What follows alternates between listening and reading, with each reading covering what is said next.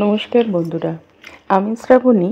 আমার গার্ডেনিং চ্যানেলে তোমাদের সবাইকে স্বাগত। বন্ধুরা, আমি যে ভিডিও নিয়ে আজকে তোমাদের কাছে চলে এসেছি, মূলত সেই ভিডিওটা এই সময়ের জন্য খুবই উপকারী।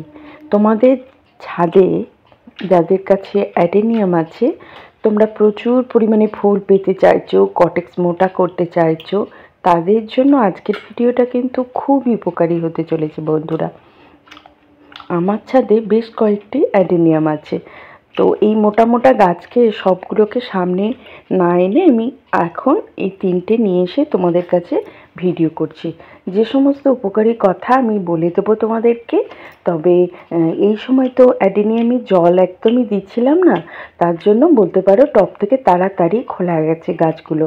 এটাকে তো আমি টব থেকে খুলেই নিয়ে এসেছি, ভারী ওই রকম চালি টব থেকে খুব সহজেই এগুলো খোলা যায়, কারণ আমরা মাটি খুব কম দিই। 20% মাটি, সিন্ডার কিংবা স্টোন চিপ, বালি আর নুড়ি আর কিছু কম্পোস্ট সার দিয়ে বন্ধুরা তৈরি এই মাটিটা। সেই জন্য খুব তাড়াতাড়ি খোলা যাচ্ছে, দেখছো যে হাত দিয়েই খোলা যাচ্ছে এই মাটিটা। বন্ধুরা, আমাদের বেশি ফুল পেতে গেলে এবং কটেক্স মোটা করতে গেলে আমাদের এই সময়ে অ্যাডেনিয়ামে যে কাজগুলো করতে হবে সেগুলো হচ্ছে যে আমাদের মাটিটা বদলে দিতে হবে, এবং তার জন্য মাটিটা ফেলে দিয়ে কিছু যে আমরা শিকড় কাটি, সরু সরু যে সমস্ত শিকড় অ্যাডেনিয়ামের আছে সেগুলো সমস্ত কেটে দিই, এবং যে ছোট্ট ছোট্ট মোটা হয়নি ডালগুলো সেগুলো ফেলে দিই। আর এই গাছে মাটিটা যেহেতু বদলে দিচ্ছি, সেই মাটির সাথে সম্পূর্ণভাবে আমি কিছু কম্পোস্ট সার মেশানো মাটি দিই।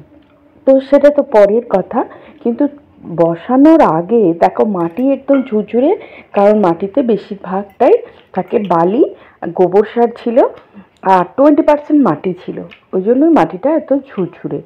এবার এই যে শিকড়টাকে তুমি কাটবে, এবং আমরা অন্যান্য গাছে যেমন করি যে সঙ্গে সঙ্গে আমরা শিকড় কেটে নতুন মাটি দিয়ে গাছটাকে প্রতিস্থাপন করে দিই, প্রচুর পরিমাণে জল ঢেলে দিই।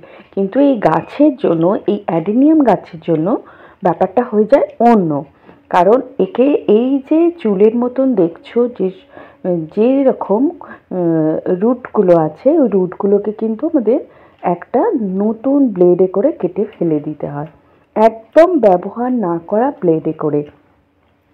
কাঁচি বা কাটার ব্যবহার আমরা করি না, কারণ ব্লেডে করে করলে সব থেকে ভালো হয় গাছে, আর কোনো রকম অসুবিধা হয় না। নতুন ব্লেড হলে সেটা অসুবিধা হয় না। দেখো, আমি মাটিটা সম্পূর্ণ ফেলে দিলাম এবং জলের মধ্যে ভালোভাবে সমস্ত মাটিটা আমি ধুয়ে নেব। আর একটা নতুন ব্লেড এনেছি।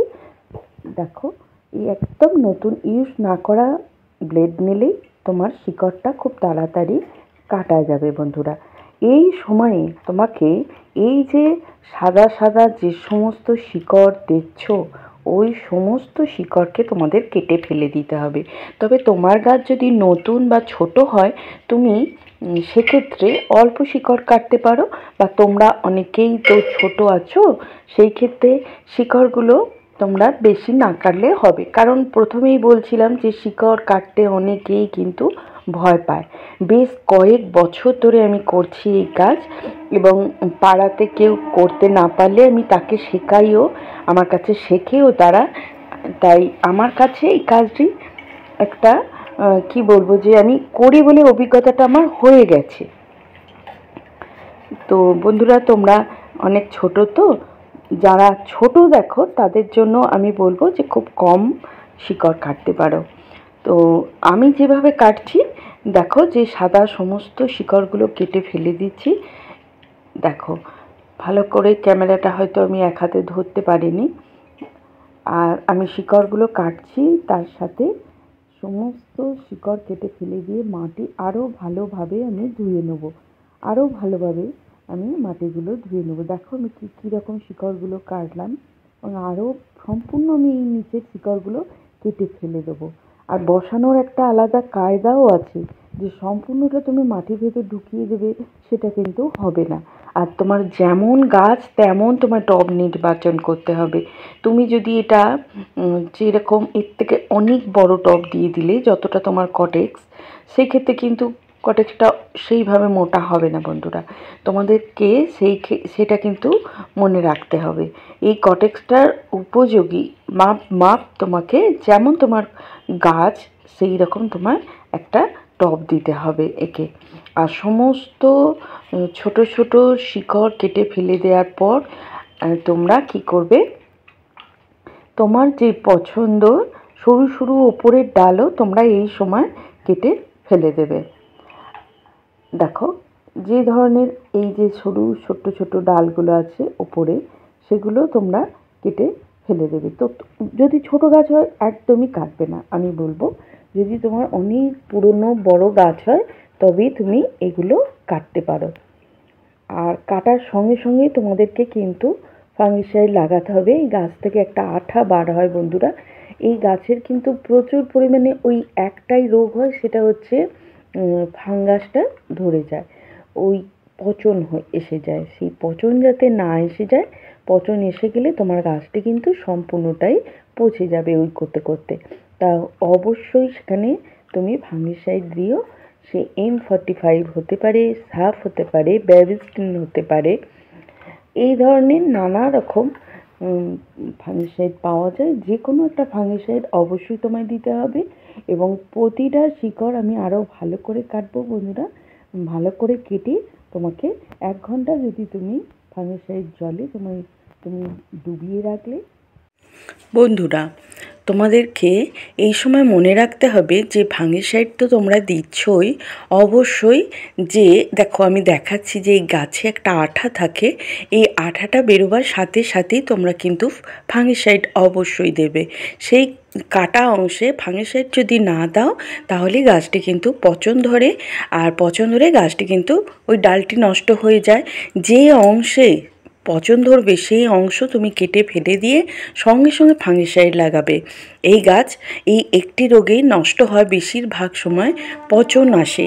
এই জন্যেই এই গাছে জল কম দিতে হয়, এই একটাই জিনিস লক্ষ্য রাখতে হয়। খাবার তো কমই লাগে, বিশেষ খাবার এই গাছে পছন্দ করে না। তবে এই মাটিটা আমরা তৈরি করার সময় যে কিছু খাবার মিশিয়ে দিই, 1 মাস কোনো সেই সব গাছ যখন রিপোর্টিং করব তখন দেব না আর খাবার।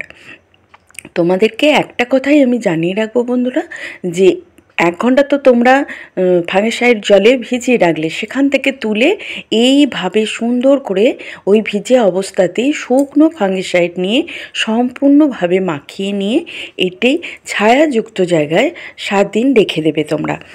যে সমস্ত গাছ ছোট তাদের রিপোর্টিং না করলেও চলবে, এগুলো পুরনো বড় গাছ, এদের এইভাবে রিপোর্টিং করেছি। তোমারও যদি থাকে এইভাবে রিপোর্টিং করবে। আর কটেক্সের দিকে লক্ষ্য রাখবে, যদি কটেক্স নরম হতে থাকে তাহলে তৎক্ষণাৎ গাছটিকে কিন্তু তোমায় রিপোর্টিং করে দিতে হয়। আর এইভাবে তোমরা যত্ন করো। আর জল তারপর রিপোর্টিং করে জল দিতে দিতে 1 মাসের মধ্যে কটেক্স ঠিক হয়ে যায় আবার। বন্ধুরা আজকের ভিডিওটা কিন্তু খুবই উপকারী। তোমার বাগানে যদি অ্যাডেনিয়াম থাকে তুমি এইভাবে এই সময় কাটাই ছাঁটাই করো আর সেই জায়গায় রেখে দাও, ছায়াযুক্ত জায়গায়। তাহলে যারা আমার পাশে ছিলে তাদের অসংখ্য অসংখ্য ধন্যবাদ বন্ধুরা। আজ তাহলে আসি।